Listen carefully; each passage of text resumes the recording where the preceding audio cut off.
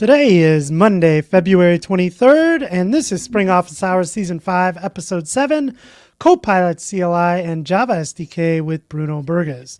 My name is Dan Vega, Spring Developer Advocate at Broadcom, joined by my good friend and colleague, DaShaun Carter. DaShaun, how's it going? It's fantastic. It's a wonderful day. It's a great day to be a Spring developer, a Java developer. Yeah, things are just keep moving forward, and I'm happy. I'm happy to be here. It is a fun time indeed, a busy time. We are in full swing of conference season here, DaShaun. I get to go to Confu this week. We have Devnexus next week, and then Java 1 around the corner. So busy times, but great time to be busy. So it is a great time to be busy, and we had some folks joining early and saying, "Hey, when we getting started." I always like to remind everybody, if you are here, if you are in the live stream, let us know where you're joining from. Say hi. My mom and dad are always watching. They love to see where people are joining from. Yeah, and just as a reminder, we usually stream every Monday from 1 to 2. If you are here, please go ahead and get your questions in. If you are not, you can catch the replay on the Spring Developer YouTube channel. We also turn this into a podcast, so wherever you get your podcasts, you could take us on the run, on the go, in the car, wherever you listen to those podcasts, and get inspired to build new things. How have you been? I can't complain. I had a little bit of a family time last week, so things are just good. I'm all the way up. Energy's good. Things are on the right track. Cool. I was traveling last week as well for work. I was in Dallas for a customer event, and I saw a tweet, and it got me inspired. And on a plane ride home, me and my buddy Claude came up with a plan, and I built out a new little project for a video. So it's a fun time to be a builder. I know there's a lot of anxiety in our kind of industry right now about where things are going. And I feel that, but it's also just like the greatest time to be a builder. If you like to build stuff, you have access to tools and knowledge, and you can build all sorts of fun things. So it's a fun time. I want to get your thought on something really quick. You know how do you listen to audiobooks? I do. When you tell people I read a book, do you say I read a book when you listen to the audiobook? Because I usually do. I do.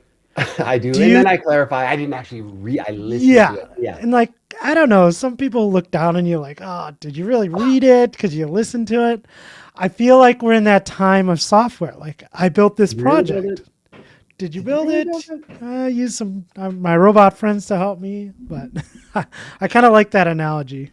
That's a good analogy. And I think maybe to follow along with that, I'm also trying to read more, actual do the words.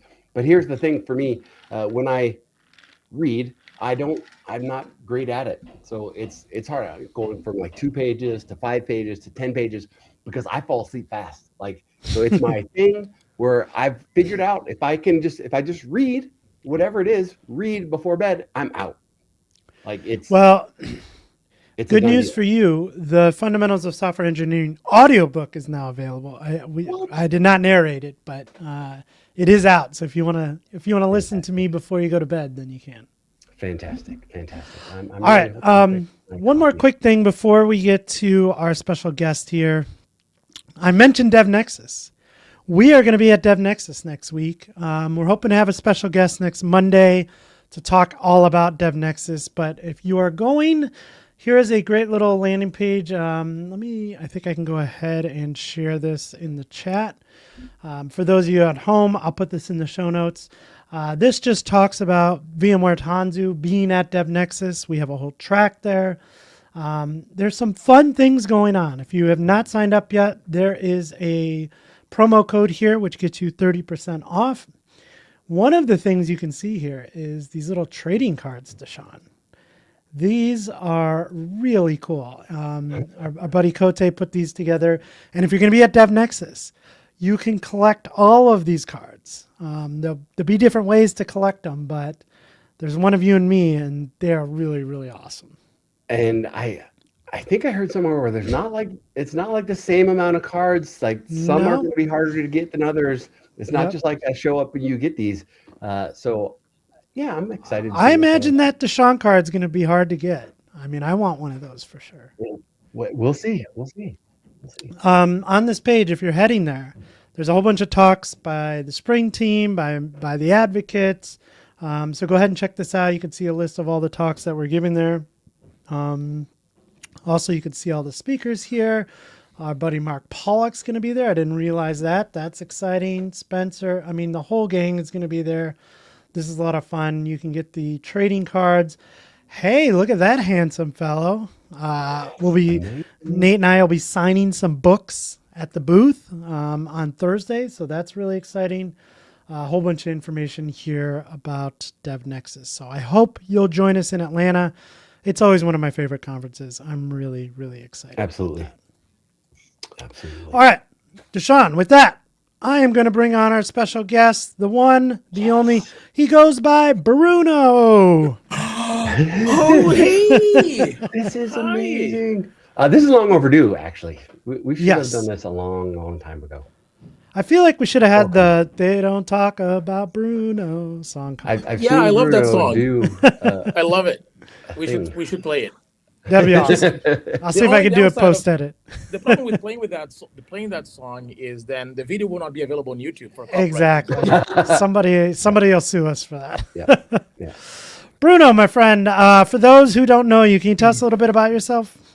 I'm Bruno Borges. I work at Microsoft / GitHub. There was some changes in the past few months, and I'm now working along with a broader developer relations team at Microsoft / GitHub. We are focused on helping developers get the most of Copilot for developers, get the most of AI for developers, and really trying to not just build the solutions and the technologies and bring all the capabilities of many AI models into the Microsoft / GitHub world, but also to help developers even find out what they can already do. You know, many developers already have access to these tools. They just don't know, okay, what can I do with this thing? So it's a very good time to be in developer relations these days, and it's a very good time to be a developer these days. And Dan, you were mentioning earlier, like, it's a great time to build stuff. And I think not just build stuff, but even maintain stuff. I mean, many professional developers, they're not exactly building stuff, but they have to maintain code. And I think using AI for maintenance is a hot topic because many people are like, I wouldn't do that. But there are many use cases for it, and we can talk about it. Yeah, and I think for me, one of those things that a lot of these tools do is it allows me to like push those tasks off that I didn't want to work on anyways and focus in on like some of the problems that are like exciting or fun to work on, right? Have you seen that in your own work? Yes, I've seen the task of maintaining dependencies, maintaining unit tests, and maintaining documentation. Yeah. It's not about adding new features or fixing bugs, but the process of maintaining documentation and maintaining tests using AI and agentic AI for that particular task can help identify the bugs, right? Can help identify the blind spots in the code base. So I have agents. I have a definition of an agent for task coverage. So I use the Jakuku report. My agent will look into that, see what's missing, what matters, what doesn't matter, and then just tries to increase task coverage by creating task cases. And the test cases are not just purely for increasing the task coverage by itself, but actually to cover functionality of the application that was not being tested before. So there are plenty of cases. But then there's also interesting cases for just maintenance of infrastructure in general. Like, for example, I want to make sure that all the issues and pull requests on my repo are not old. I'm not missing something from the backlog, so I can have an actual agent that looks into very old issues and see if they are even relevant to this day. So let the AI look at the issue description, look at the source code from today versus that issue from 2 years ago, and then see, is this issue still relevant? You know. That is a great example of helping the developer clean up the technical debt, not just within the code base, but also on the usual maintenance of the project. And this doesn't have to be on GitHub either. It can be a project hosted on-prem. using Jira issue tracking or whatever issue tracking system that teams have. The point is, I want to use AI to help me catch up on this particular project. And sure, still needs human eyes to look into the AI review. But just the fact that we can analyze and have a good idea of like very strong positives and maybe review the false positives, that helps a lot. Yeah, and I think I know the answer to this, but you're in developer advocacy. For me, it's really helped my job in that area as well. Before, like coming up with a demo, like writing some demo project to show off some code, being able to work on videos, being able to write articles. Before I was able to do like one of those a week, and now I'm able to do like so much more work in that area. As a developer advocate, do you find that it helps out that job as well? It does. I mean, for developer relations, it helps a lot. We can do a lot more. We can explore an idea, write a blog, create a script for a video, and so on. But I try to not expose the benefits of AI for developer relations, because most developers out there are not developer advocates in developer relations teams. So the work that I try to surface is the work that is beneficial to professional developers on their regular, day jobs. It was a couple of months ago, Angie Jones, another Java champion, she kind of said like, hey, here's the stuff that I've got my agents doing. Here's the stuff that I've got automated that I'm getting help with, productivity benefits with using AI. And just like you had just kind of alluded to, hers is about kind of cleaning up the backlog, do a summary of what got closed, what should be in the release notes, those types of things that need to be done that aren't really exciting, we can use these tools to do. And it was her little post that really flipped the switch for me. Like, there's a lot of really valuable, important things that could be augmented with an agent or a skill or something other that can actually be used to make your job more exciting. Get rid of the boring stuff, focus on the cool stuff. And that's the corner, along with Dan and all the stuff that he's been doing. It's just like, let's cut through. Somebody saying, programming, it's dead. Like, stop. Let's we can move on. We can just all go home now. Yeah, we're done. There's been a lot of interesting comments. Is programming that? I don't think programming is that. No, I don't think so. I think it is. I mean, it has transformed. Period. For sure. Big change. And a lot of people don't realize that, I don't know if I'm going to run this data against the LLM or an AI agent, because AI is non-deterministic. It may not find all the things and may not categorize things the way that I'm asking for. Well, the cool thing about AI is that you can actually use AI to write software that is deterministic to do the task that you want to be done in a very deterministic way. Because the reality is, writing software, the art of writing software, was never deterministic. Right?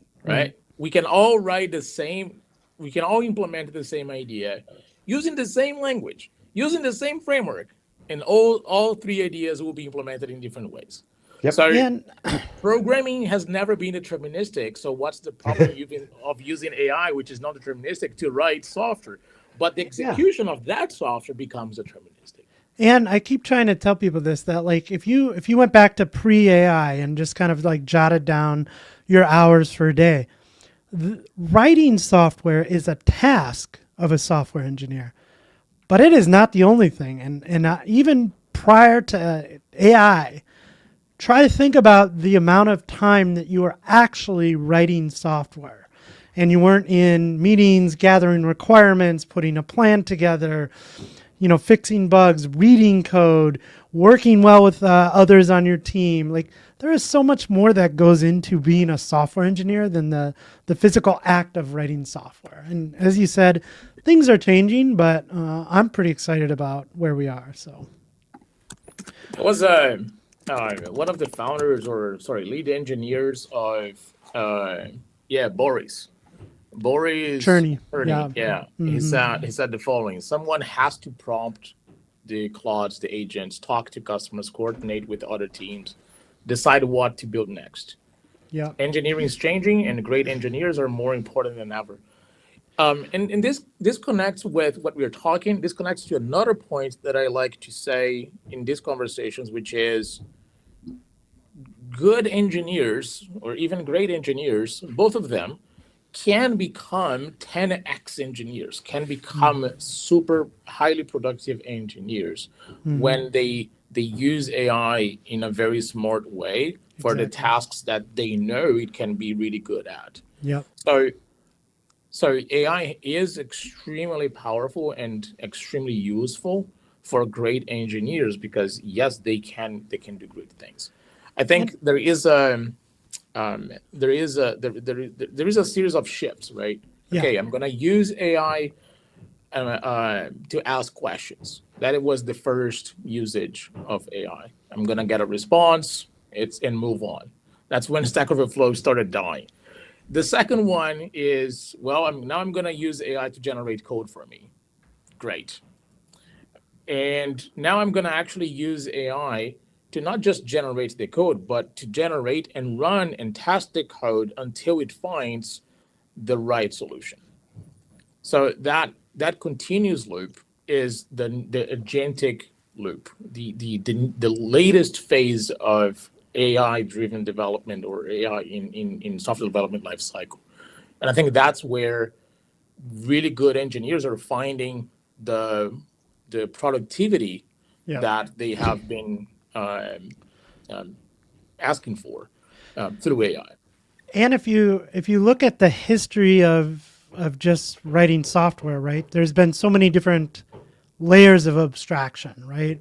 We've gone from like punch cards to assembly language to high-level languages to OOP to now AI-assisted development, right? There's just always been an abstraction to make us more productive. And I think as engineers, we like to tinker. We like to learn new things. And so I think if you're in this industry and you're willing to adapt and learn new things, I think you're going to be fine.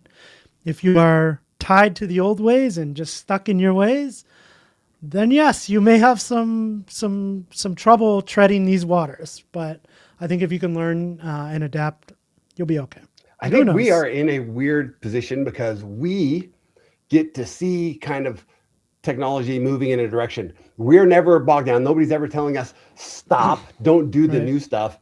But a lot of our audience, a lot of the community is still waiting. They still don't have their hands on all these cool tools and the freedom to use a Copilot for all the things. There's still a massive community that's for sure waiting to get access to some of the stuff. So we're in a really unique position, and there's still a lot of really interesting stuff to be done, and we're still learning. But like the agentic loop being here's what I got to get done. Let me noodle on it until I figure it out, until I check that box. That's still the way that I code. Like I know what I'm trying to do. I'm trying things that didn't work. I'm trying things that's still the way that I code. So there's no surprise to me that that's kind of this loop that we're in. But the other thing that Bruno already mentioned, it was like Cherney's example. Like there's somebody still has to talk, right? The popular quote is like, they've got to give us the right specs before we can figure out how to do it, right? And there's never been a time where we've gotten the right specs. So software engineers will still have to be there. So no problem. But I keep on coming back to this like conversation and this part of software development that maybe got overlooked or undervalued in my university. The people part of it, the group projects, that's where we learn the most. And that communication skill, that's where we learn the most. But I keep on coming back to that and the Agile manifesto that really drove a lot of the way that I did things. And now that I've got AI, does the Agile manifesto still resonate the same way? I don't remember the Agile manifesto. Is that still relevant? Agilemanifesto.org. Actually, I'll even pull it up. Like this is a. I think there are still pieces of that, that are definitely relevant still, because, you know, the same way you wouldn't go to some AI agent right now and say, build me a Twitter clone, right? Like that is a massive piece of software, and you're not going to build that from a prompt. You're going to come up with a plan for an MVP and like build out this small chunk of that software, right? And then just like you would, you're building small, like, okay, let's add this feature now. Because if you try to one-shot Twitter, like you're going to fall flat on your face, right? Okay. So, let's go one by one. Individuals and interactions over processes and tools. Fair enough. Continues to be extremely valuable and important. The next one is working software over comprehensive documentation. Isn't this one the other way around now with AI? Almost. It seems like the working software part is still kind of the driver. It's still like, this is what we're doing. And then the documentation comes after. And I think I've maybe changed that over the years. I think I've been saying this for a while, that the documentation is now more important than ever.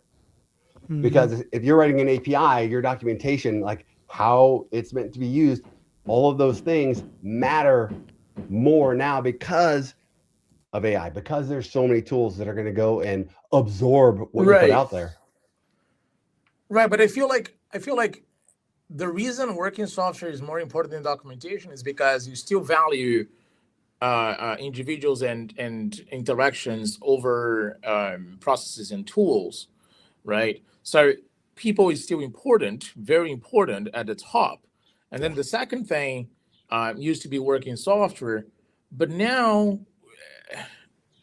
shouldn't documentation be like more important? Because the moment that we write the specification of the software, and now the AI can write the software for us, what we should document is what we actually want to be built, right? Yep. And I get from the past where working software was more important than documentation, because working software used to come out as an output from those conversations with humans. But now the humans are talking with ideas, but eventually they come down to conclusion, yes, this is what I need. That goes to documentation. Then documentation goes to create software. So that's this one. I think it's starting to flip a little bit. The next one is customer collaboration, 100%. This one continues 100%. The next one is responding to change over following a plan. Do we want AI to respond to change or to follow a plan? What is the most important thing for an agentic AI writing software? This is interesting times. You know, actually wasn't at Microsoft. Like Microsoft research came out last week talking LLMs get lost in multi-turn conversation, analyzing 200,000 simulated conversations across 15 LLMs, and talking about how like the one-shot approach, that first shot, the first part, great. Productivity looks great. You know, success is great, but ask more questions, and then that kind of takes a dip. Yeah. So I'll give you an example. Last year, I built an app in a very vibe coding way. I started with a specification, not very detailed, but good enough. And then I used Lovable.dev was an interesting service. This was a personal project. I didn't do for the company or still anybody. Popular. That's still. But here's what I learned after 5 days working with that tool. I decided to get the source code and go back to Visual Studio Code and use AI, but as my Copilot thing, right? As an AI assistant. Because asking the LLM to make massive changes in the application because I changed my mind. Oh, the way this is going is not actually how I want it. Let's make this change. And then I give a new specification. Yeah, Lovable would mess up completely with my application. So I had to roll back and roll back and roll back and then give another prompt, then roll back and give another prompt. That flow was so unproductive that I would rather actually do small steps using AI and instead of like big bang shifts that could make the whole application, useless. at that point. Now, Small atomic commits work whether you're writing code by yourself or Yeah. letting an AI run, Surprise. right? Yeah. now that said, I gotta say, when I used Lovable last year, for sure, it was not with Opus 4.6 or GPT 5.3 codecs, these latest models. Yeah. It was probably based on GPT 4 Yeah. that Lovable was using, which we now know it sucks for coding, right? So I feel like, yeah, maybe we should just try again to see if those major pivots in software can be done with AI. But still, following the plan is a good place to be for agentic AI. You don't want the AI agents to drift from your plane. You gave a set of instructions, and as Anton said in the chat, we want the instructions to be followed by the AI agent in a very deterministic way. Yeah. So I think that matters for agentics. But then responding to change, you want the AI agent to also respond to change. You want it like, hey, here's a JSON file, but then you send a new format. The agent may be able to get the data from that change without having to be re-instructed, right? So I think the Agile Manifesto is just not what it was. It's not for agentic software development. We need a 2.0. We need a Manifesto 2.0, yes. Well, you look at the names, of the original authors. There's some names there that we're still following. They're still big names, and I fully expect that there's going to be a revisit to this at some point. We're not there yet. Things are moving too fast in order to say, hey, here's the way it's going to be, and it feels like it changes at least week to week. Yeah. The way that we approach things, the way that we're doing development in this new time, it seems like week to week. There's a new scheme, a new approach, a new mechanism that we're trying out, and we're making improvements on. So I think we're still a little early for a 2.0. Bruno, I want to talk about Copilot because when I hear the term Copilot, I think of a lot of things. I feel like Copilot is used for a lot of different things these days.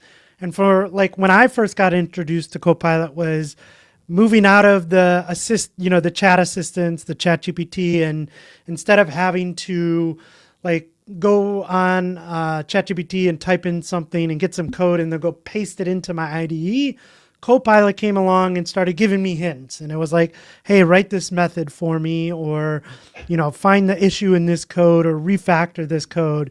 Doesn't it seem like forever? Yeah, it does seem like forever ago, but it's morphed into so much more. Can you kind of talk through that start to where we are now? Timeline, yeah, So, yeah, and I think I alluded to this in the beginning when I said we went from a chat experience to a coding assistant experience to now an agentic experience. Yeah. Right.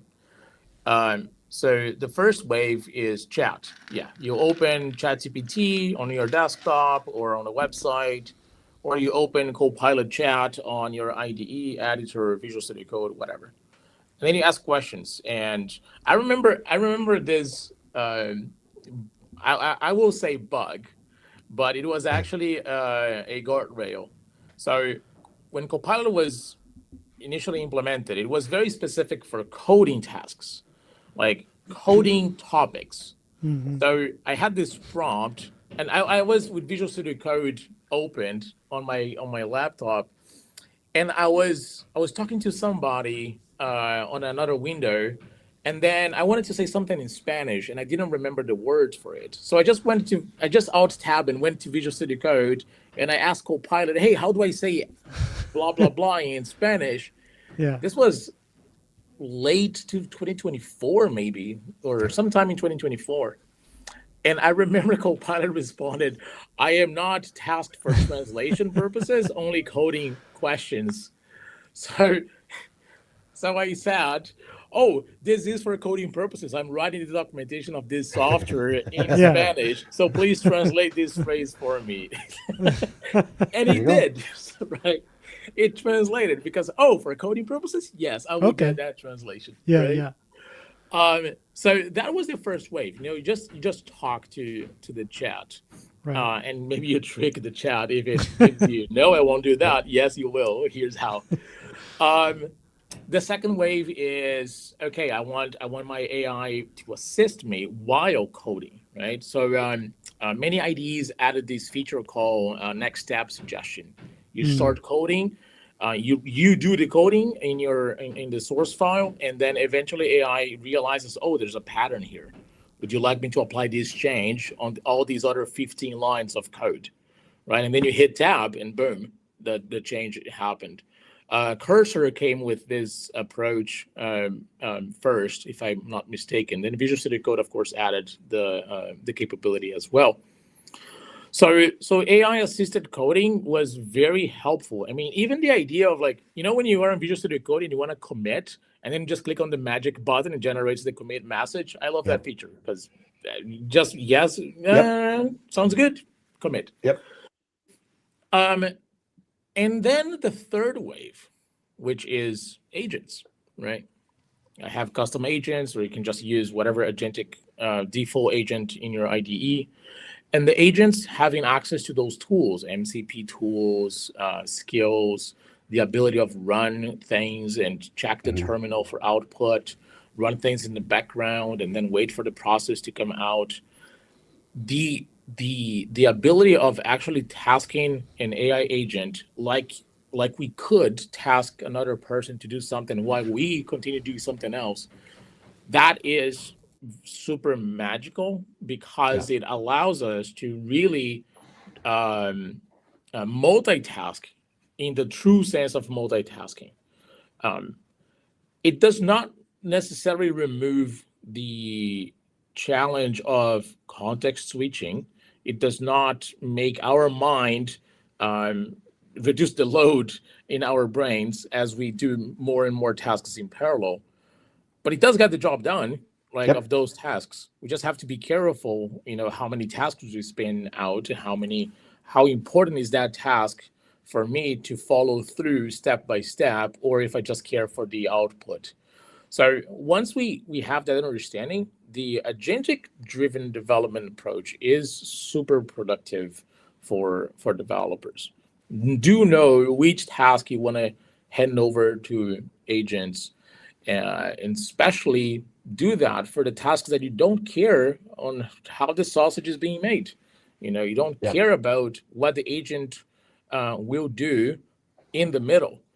And some folks will say, well, but I have to be careful because the agent may delete stuff, may connect to my database and so on. Yeah, that is true. Absolutely. And that is why companies like Docker and now even GitHub are building the idea of sandboxes for agents. So, okay, my agent needs to have access to this, and this, but not all these other things. Great. Define the sandbox, run the agent inside the sandbox. And if the agent tries to do something that was not part of the plan, they won't be able to. Period. So I think there are many approaches now, and people should feel safer on and just trust that it should do what you're asking, and if it doesn't, it's inside a sandbox. Do use sandboxes for agents. That's a good idea. So, if we do nothing else from the days, that's a good idea. Use a sandbox. Put some guardrails, some safety in place. I think a quick look on any social media, you'll see plenty of, it deleted my database, it deleted my inbox, it deleted all my photos. Yeah. We should have learned that lesson. Fire's hot. But back to Dan's question, what is Copilot these days? Yeah. So now, we went from a Copilot chat experience in Visual Studio Code, and then GitHub added a chat experience on github.com. And then agents came out and MCP and etc. and tool calling and so on.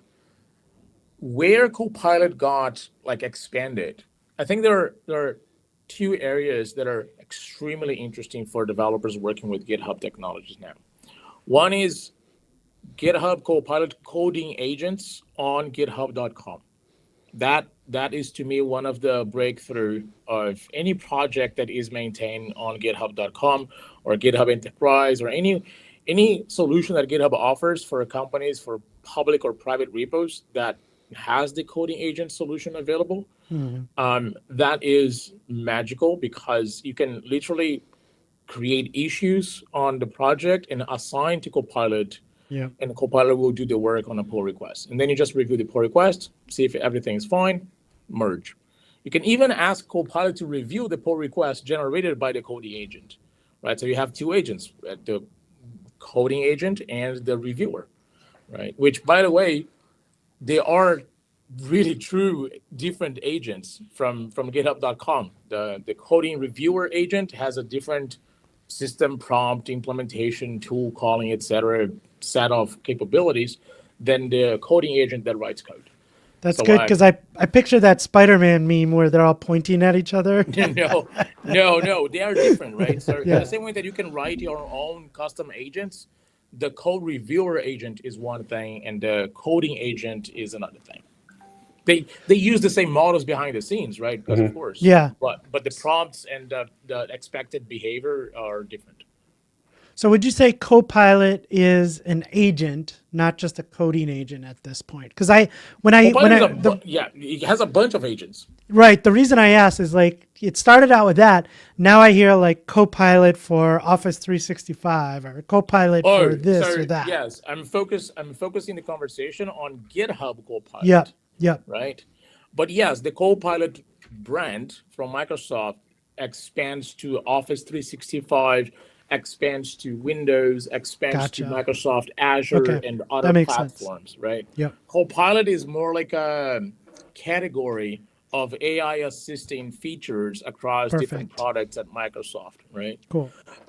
For developers, you can have Copilot on your Mac or your Windows machine, just like you have the ChatGPT desktop application from OpenAI or even the Claude desktop application from Anthropic.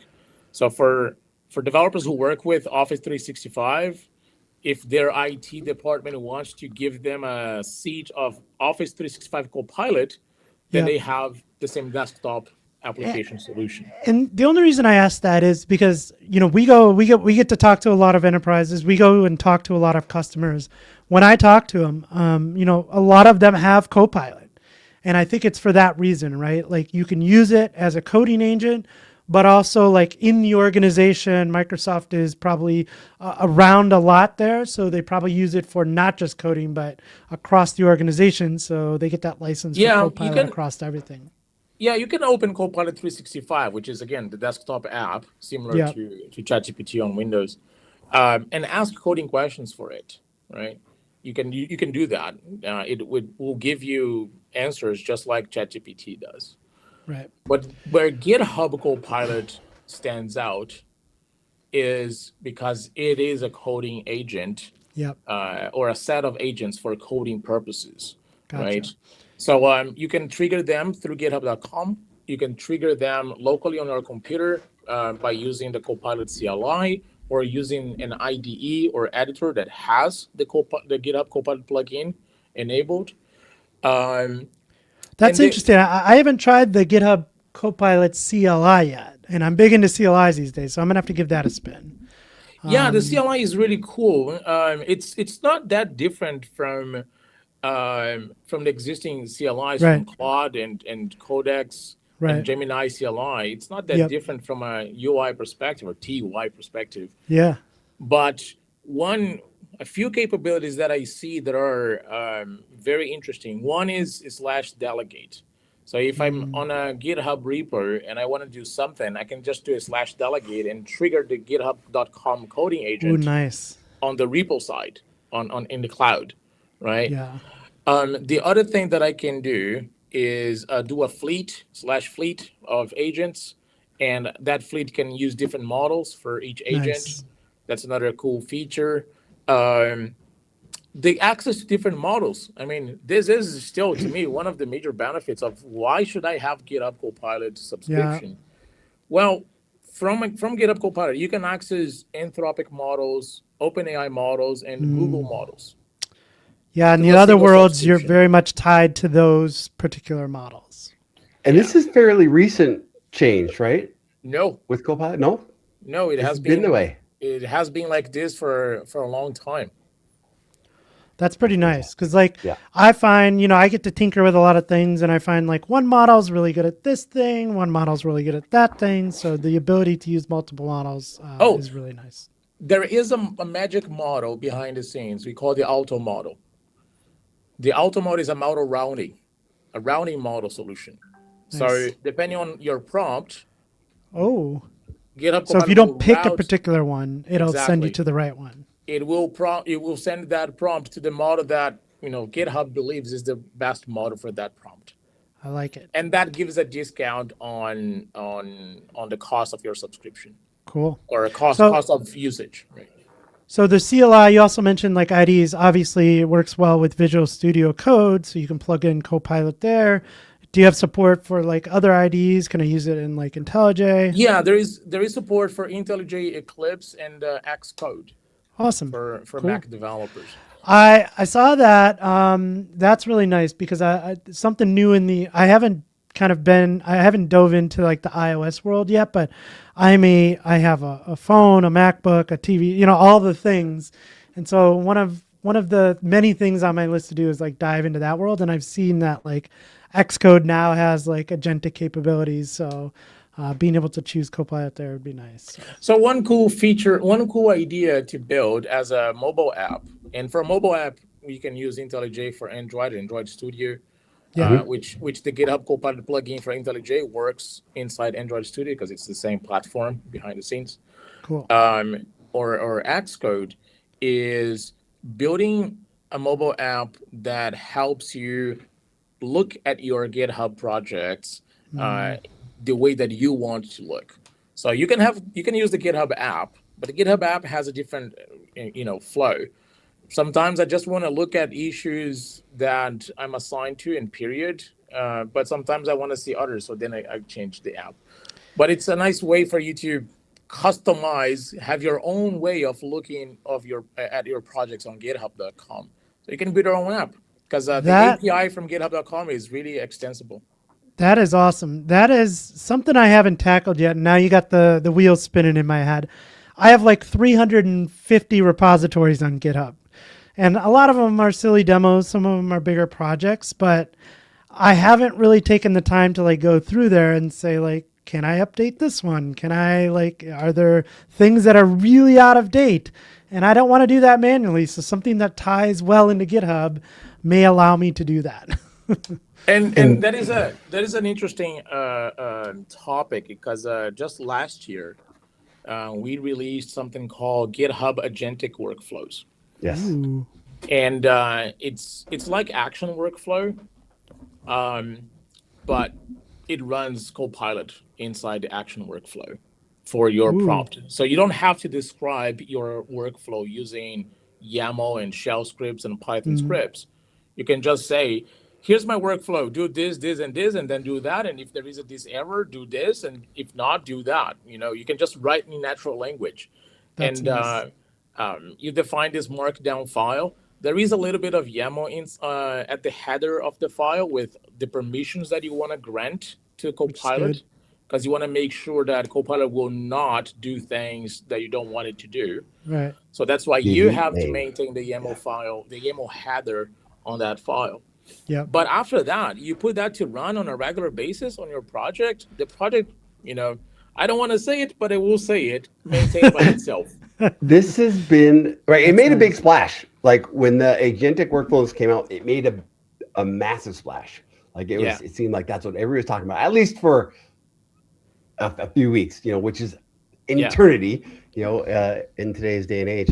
And and what you just brought up, there's the side of us as the producers, developing code and delivering things, but there's kind of the other side of the maintainers and the maintaining of the 300 repositories that somebody like Dan has.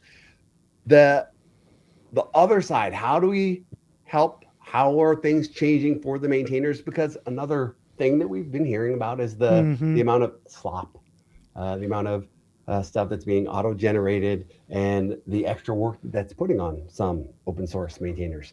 Oh yeah, this is great. I mean, the amount of news that came out in the past few weeks from GitHub is amazing. So the other thing that changed is that now people can finally, and I have been a big advocate for this, can finally disable the pull request tab on projects. Ooh. Because here's my opinion on this, and I'll repeat because I already said it publicly. Open source, by definition of the idea, is here's the source code, do whatever you want with it. Period. That's where the idea of open source ends.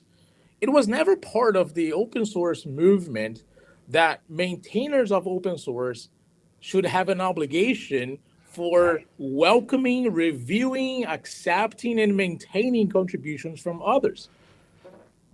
So the idea that, oh, here's my source code, now people are entitled to create issues and submit pull requests and scream at me for not taking their feedback and whatnot, that to me was never open source, never part of the open source movement, right?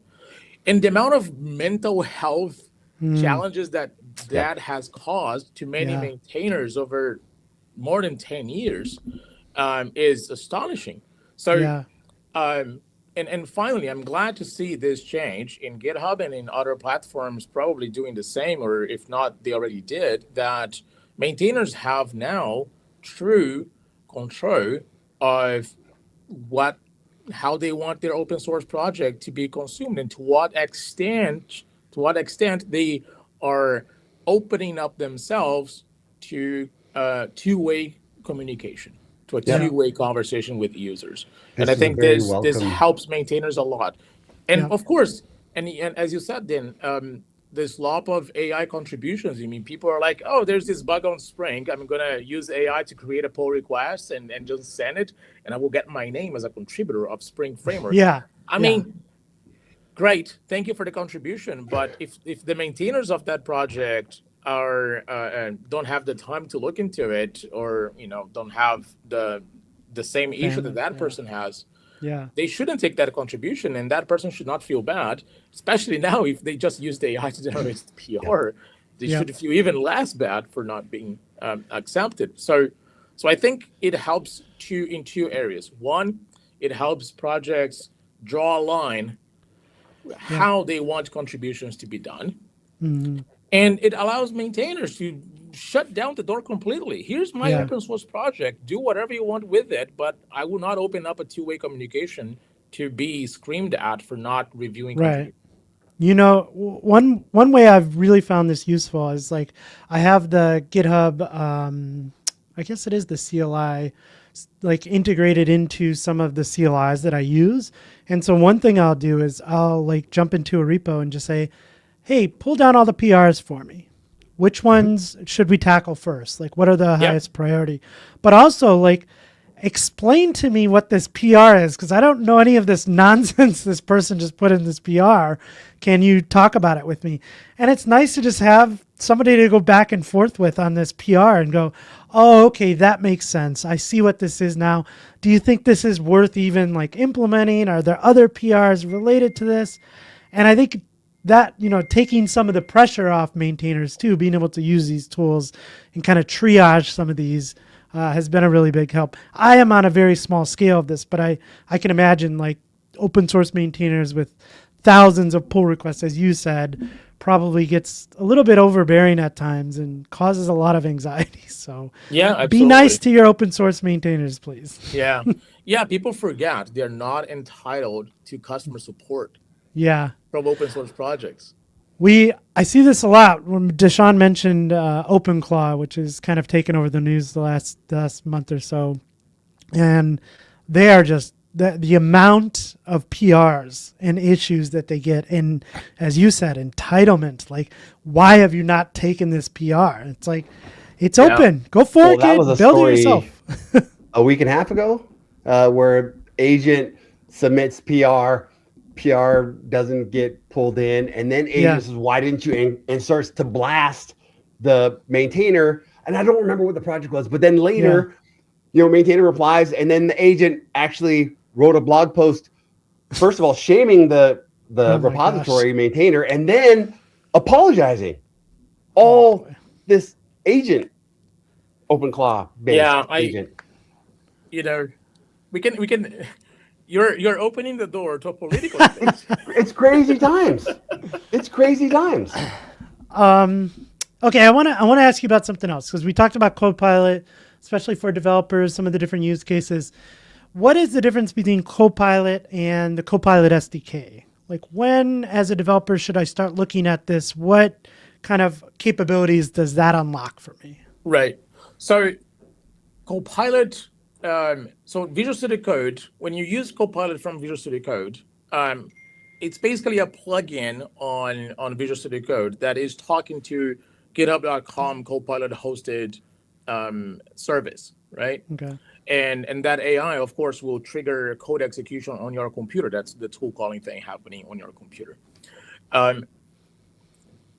The second thing is the Copilot CLI, which is, at the end of the day, it's a CLI interface of the same thing that you have on your Visual Studio Code chat experience. The SDK is an API, a wrapper for different programming languages.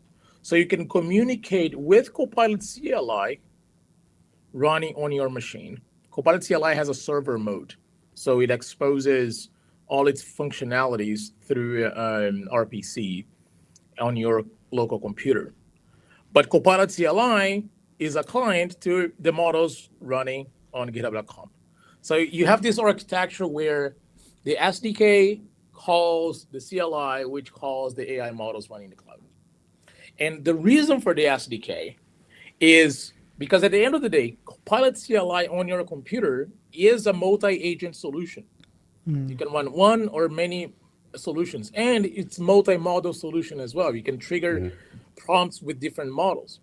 So the SDK is a very cool way to use those capabilities from the Copilot CLI in a very programmable way within your application. So yes, you can write intelligent applications using agentic frameworks like LangChain4j and Babel and Spring AI, which require an AI model in the cloud so you can have inference and consume that AI model or those AI models. But you can simplify that just by using a CLI that is already multi-agent on your computer, right? And the other cool thing is the Copilot CLI doesn't actually have to be running on the same place as your Copilot SDK-based application. It can be. Could they run on one of DaShaun's 57? Yes. Apple TVs. Yeah, Raspberry Pi. Sorry. Yes, it can. So the Copilot CLI can be running as a server in server mode on a different machine than the Copilot SDK application making the calls. They can be both running. You can have a Spring Web application that uses Copilot SDK to talk to the Copilot CLI installed on that same server, right? It doesn't really matter. So it's a very nice way of dispatch tasks to agents that are managed by the Copilot CLI and by GitHub.com in principle.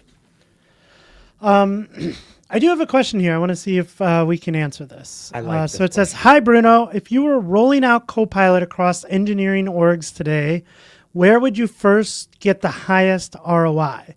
And was there a particular workflow or recurring problem where Copilot created a measurable impact, like reducing review time, bugs, onboarding efforts? At Microsoft, I recall a few places where there was a huge impact of enabling AI solutions. One is in SRE, so troubleshooting production problems. This is where Azure SRE agent was created from. So actually, fun fact, many solutions that Microsoft ships as products, they started as workarounds and ideas inside the company to solve its own problems. Yeah. Right? Love that. And Azure SRE agent is an example of that. So the team who built that was exploring. Okay, I want to use Copilot or AI models to look into my production logs, to look into my production environment, see where the bottleneck is. Okay, why is transactions per second or requests per second going down at 5 p.m. on every Friday, right? I have no clue where this is coming from. So they enabled that capability, and it was able to pull logs from different solutions used across production and then identify the problem. That's and awesome. That helped reduce by 85% the time that it took to diagnose the problem in production. Cool. So being able to like recognize some of those production issues, I gotta imagine helping with issues. As you said, I really like the delegate feature you mentioned earlier, because that is something I've done before with other agents, but it's very much a manual thing. Like I'd have to hook things up to GitHub, then I have to go in and like tag them, and there's a song and dance to get that to work. But being able to just say, delegate this, go off and work on this. Yeah. That's for really developers, an area that I would explore to see that ROI is backlog. Just look into the backlog. You know, people can say, people sometimes will say, oh, use it to increase code quality and task coverage and documentation. The ROI of that to the business folks is near zero. And that's why we never, you know, and what a great point you just made there, because, you know, when we talk to like organizations, like, hey, why don't you write more tests? Why don't you write more documentations? Because they're always worried about like the next sprint and the next feature that we got to get out. And so this has been going on for years, right? Like we've never paid enough attention to tests, to documentation, because to the business, there's no ROI there, right? We know as developers, like those things are important, but the business sometimes doesn't want to hear that. They want to hear like, how are we going to, you know, increase profits on this, or how are we going to save money on this? And that's a really good point. It's always how you like frame it to a business. Like you can always work on something if you frame it the right way. Like if you want to secure funding to have AI solutions to be used by the development team, right? Within reach, either it's Copilot or Claude or Codex or Gemini. Make sure you have quick wins. Yeah. And the best way to have quick wins, and the best quick wins, are the ones that the business people, the leadership sees as ROI. And then they were like, oh, amazing. Yes, let's roll this out to more teams. And then the moment that you have access to Copilot to doing those for the team, then you can also have those background tasks to improve the quality, we can start to do more, increase coverage, to enhance documentation, right? Yeah. Running as a secondary level agents. But the primary use for ROI is the ROI for the business. And that's a great point, because that's something that can be measured right away. Hey, we were triaging 10 issues a week. Now we're triaging 100 issues a week, right? Yep. Like, and that's very apparent. Like, see where the ROI is here. Now let us go do these other things that we've been asking you to do. Yeah. And by the way, you're going to ask to do things that you would like to do. And that will, of course, they will say yes, because now it's cheap and fast, and it won't take your attention out of the actual business needs, business requirements, right, of your system. Yeah, and that's I think, you know, one of the things I've been trying to like stress to organizations, to senior leadership, to developers is like, now that we've been giving these tools, you know, there's this kind of movement going on where it's like, oh, well, we only need one senior developer and less junior developers now because we have these tools. And it's like, do we? I mean, I think, you know, this starts at the top. Like, yes, because we have access to these tools, doesn't mean we need to get rid of everyone. It means that now we can start to prioritize the things that we haven't been prioritizing forever because we didn't have the team to do it. So we still, now that we have these tools, like, let's tackle those tests. Let's tackle the documentation. Let's tackle the backlog instead of just focus on new features, right? And not only that, people think that, oh, if I give my team access to AI will only help that team do whatever they do today faster. And hypothetically better for whatever reason, whatever measurement. It's hard to say it's going to be better because it's subjective. Yeah. But it can be faster. It can be, not that it will, but it can be faster. Right. And I think the challenge here is to consider, okay, I'm using AI. What am I gaining from this? Yes. What is the true ROI? Sure, Yeah. I can fix the backlog. I can clear the backlog, maybe faster. I can at least analyze and prioritize by using AI.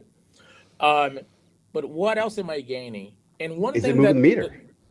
It's being allowed to innovate elsewhere. Yes. Focus on more Right? important things. Yes. So okay, 100%. now I'm delegating all these tasks, these boring tasks, these simple tasks. I mean, look at Dependabot. Dependabot is a good solution to spot new upgrades for dependencies. Yeah. But Dependabot alone is almost meaningless because it won't trigger a build on your project unless you have a good CI/CD configuration on your repo. Yeah. It will not see if there are potential conflicts unless your CI/CD fails with a very good error message, right?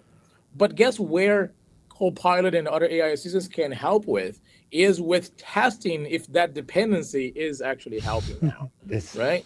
Yeah. Because the build failed. Okay, the AI agent will figure out why it failed. Right. Oh, there's this conflict with this other dependency. Okay, the agent may realize I'm going to exclude the old version and put the new version here, or change the code that now broke because the API changed for you.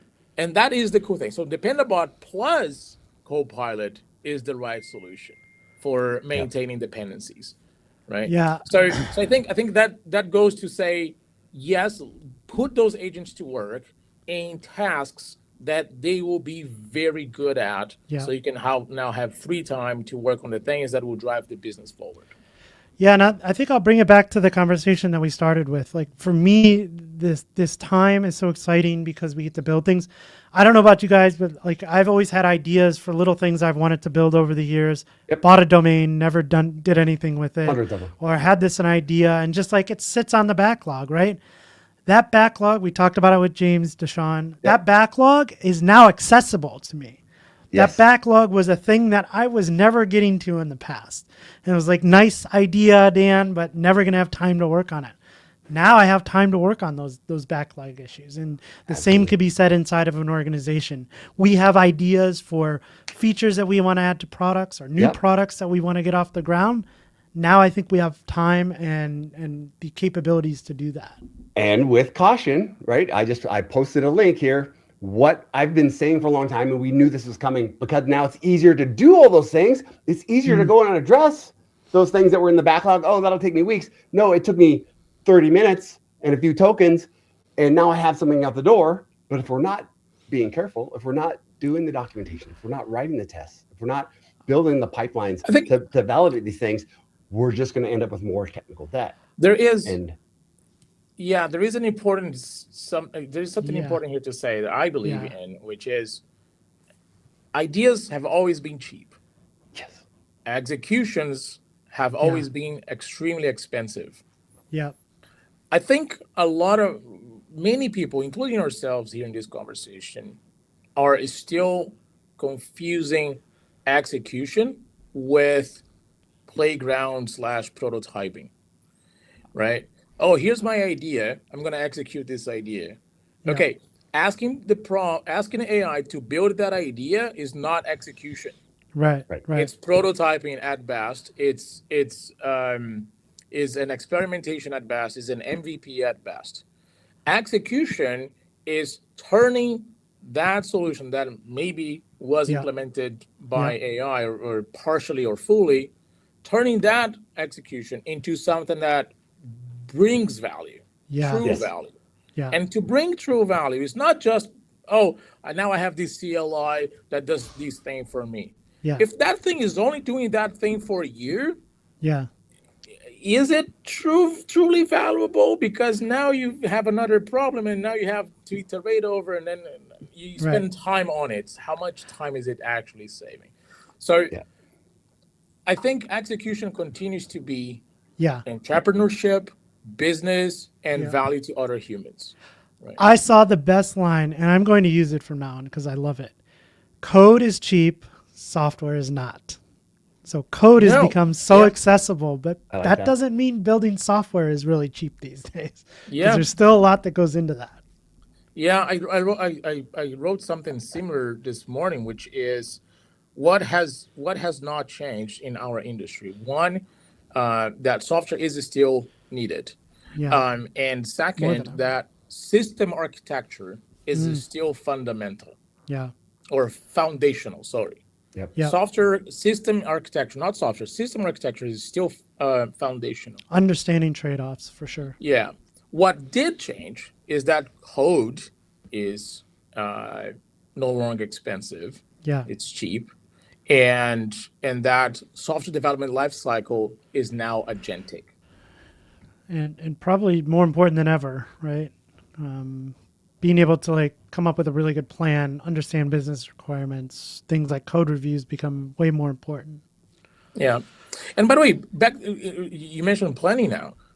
Planning is actually not super cheap either, No, because we as humans have to ask the right questions. Yep. Sure, Yeah. we can ask AI, which question should I ask? yeah, But that is just repeating patterns based Right. on that topic, on area of field of interest in your conversation with AI, right? right. But what questions should I ask? How should I ask these questions? How do I unveil problems that Yeah. are worth solving? That comes with That experience too. Yep. Absolutely, but AI doesn't make that whole part of the of business making super cheap. Yeah. And I think part of the software, and I know we're kind of running on a tangent here, but one of the things that AI does not have, nor do I think it will ever have, is empathy. And I think we lose that a lot of times, right? As software developers, we're building software for other people to use. And sometimes it may be silly dad joke generators, but other times it's insurance or medical or something that is really resonating with end users. And so we as humans have empathy when we're building software, whereas, robots do not. So I Was think there that's was important there to remember. was there ever a case where software was made for other software to use that was truly valuable and made a change in the economy? Like the economy was impacted possibly by it. I don't A know. That's a good software that question. was made for computers to be used. Maybe the invention of large language models. Right. This is we're But at yeah, interesting question. a time where things are definitely changing. Even this Yeah. conversation, how we're thinking about software delivery, software development, and having agents. Where is the right spot to plug them in? Right. Mhm. If you said that you had a software defined lifecycle or a software development lifecycle, and you added the word agentic, where does that plug in? Because it could plug in everywhere. Yeah. But what's the right spot? We don't really know yet. Yep. There's something's changing. If we have the same group together a month from now, the conversation is going to be very different. Yeah. It changes that fast. But this was great. I learned a lot Yeah. Yeah. This was today. awesome. The Azure SRE agent, like that's something that's still fresh, still public preview, but that's the kind of thing that I expect. I expect more of these well-defined agents, purpose-built agents coming Every from agent software. should be purpose built. Yep. And the other one that was kind of on my mind, Spotify was in the news recently saying that their developers aren't writing code and agents are doing a lot of it. But then later in that thread, it talked about the software that we're using, the data that's behind it is becoming really special. And if you want to generate a playlist for you, Dan, your flavor, you could describe it the best you could. But if you were using Spotify knows what kind of music you listen to, and Spotify could generate a playlist for you better than anybody else can because they have that data. Yeah. And this idea of all the things that we're using and the things that they know about us and how we do business, et cetera, that's going to be even more valuable in this next wave of things. All right, Bruno, where can we learn more about you and Copilot? Because those are two things that I'm going to go research after this conversation. Yeah, if people want to reach out, I'm on X Twitter at Bruno Borges. I'm on LinkedIn. Just search for Bruno Borges Microsoft on LinkedIn, or Bruno Borges Java. I don't think there are many associated with. I'll find them and get them in the get them in the show notes. Yeah. My Twitter handle, Bruno Borges, is the same for my GitHub profile, and I'm building some interesting stuff over there and publishing the repos. Nice. And if anybody has any questions about Copilot or want to learn about Copilot, yeah, feel free to reach out. I've been blogging on Medium, on Substack, on LinkedIn, on Twitter. Whatever blog post that I write, I'm becoming a multi-channel. People ask me, what's your blog address? And I'm like, I don't have a blog. What do you mean? Where do you write articles? Well, I write in as many platforms as I can because, people are like on LinkedIn, they will see the LinkedIn article. If they are on Twitter, they will see the Twitter post. Yep. Any conferences coming up where we might run into you? Yeah, I will be at JCon Europe this April. Awesome. In March, I will be at Java 1. And I'll see you there then. Yeah, awesome. And I will be at JavaLand/DevLand in Germany. Cool. This is a new iteration of that. Did I see it is that a new right? iteration of JavaLand, yes. It's a different theme park. Nice. Hopefully the roller coaster is even better. But yeah, it should be fun. Awesome. Well, Bruno, we appreciate you taking some time out of your day to educate us. This was a lot of fun. I learned a lot, and I'm sure everybody else here did. So thank you for your time, and thanks for everyone for showing up, and we will see you next week. Yeah, thanks for having me. Bye.